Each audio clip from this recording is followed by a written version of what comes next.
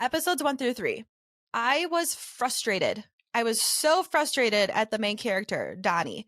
I'm just like, why do you keep on making decisions that are leading your stalker on? Like, why do you keep going back? Like, why are you self-sabotaging yourself? Like, you're so dumb. Like, stop doing this. So frustrating. I was like clenching my jaw and it was like, ugh.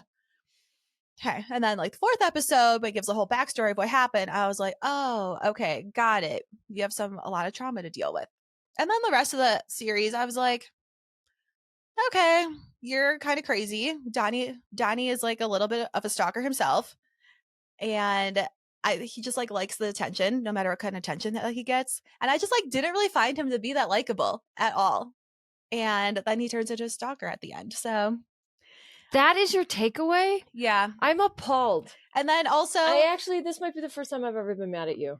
And then the other thing I was thinking about was like, God, that is such a Disney princess approach to any of this, which means you've never experienced any of those elements ever. No, but then I was also thinking, I'm like, he kind of reminds me of like Justin Bieber. I'm like, that's why. Jesus fucking Christ. I almost want to walk off set. I'm so upset about everything you're saying. Okay. So overall didn't like it. And it was like, of course you don't like it, but if, I'm not asking you to like it. No, I'm asking you to have like an intellectual, like I understand that he went through this trauma and that's like, okay, why stop. He makes the No, decisions. just stop. But stop, it's just, stop. I don't know. No, what I liked is not necessarily the storyline, but the fact that Netflix gave for the first time voice to a sexual assault, same sex.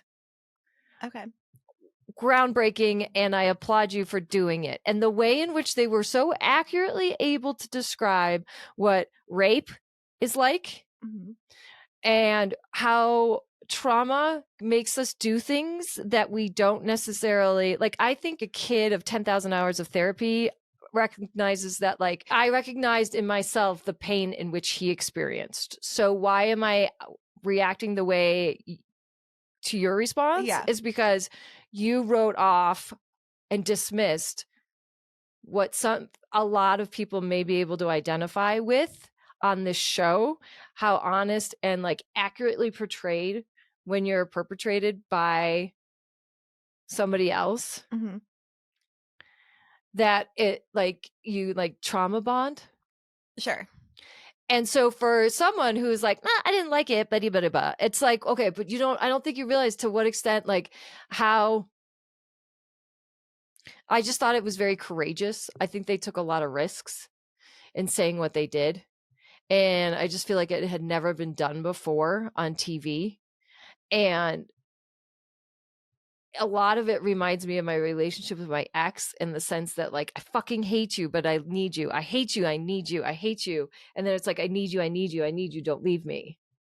And so, and when sex has it, like, because sex is never just sex, it kind of leaves a negative, like, if used in an aggressive way, is used to control not just your body, but you see how he kept coming back to him. Yeah. And the guy would like rape him.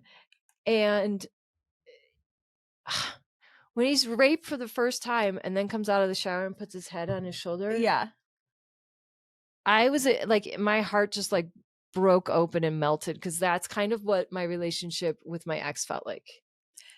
I mean, when I was watching it, I was thinking about why you like the show and like relating to it.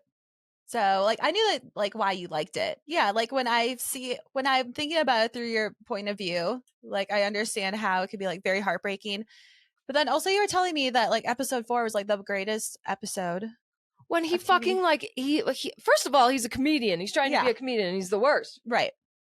This guy, and then he like gets courage and then on stage like punts his act. And he's like, you know what? I'm just going to tell you the truth. And I identified with this character like through and through. Yeah. I just wish you could have.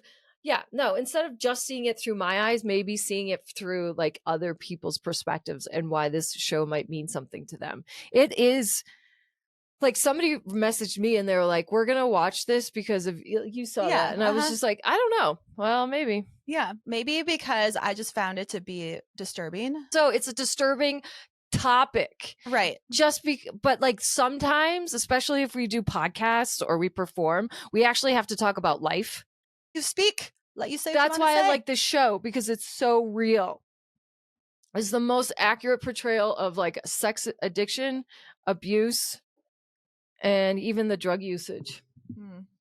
And all because he was seeking, not all, but he was mainly prompted by the temptation of possibly being made famous, because this other guy was going to lead him into the promised land of fame, right? But was using him and like grooming him. But then they sorted it out in the end. He sorted it out. He didn't really sort it out. He went back to his like abuser. He did. He didn't sort anything out. He just recognized that he's addicted to his abuser. Yeah. And so like, oh God, it was so powerful and done in a Netflix way. So like, not just like Baby Reindeer, but anything that I watch, and maybe I asked you not to watch it from an entertainment perspective. I was not expecting you to enjoy it, but rather like so we could have an educated conversation about this. I'm just saying literally anything that I watch. Yeah. I watch it like that. I don't like it. Yeah. Like, I'm not thinking, like, it doesn't trigger an intellectual thought in my head. I know, but here I am trying to tease it out of you. And I don't have one. Like, okay, I don't have a thought other than like, meh. Jesus Christ. Good times. Things don't move me. They don't really trigger like an emotion in me. Well, I don't like the word triggering in that. I should say they don't elicit any emotion in me or a deeper connection. I just watch it and then it's done. So it's not even personal to Baby Reindeer. It's life. So sorry you couldn't have a more intellectual conversation with me because I don't have the intellect. Okay, well, that's honest if I've ever heard it.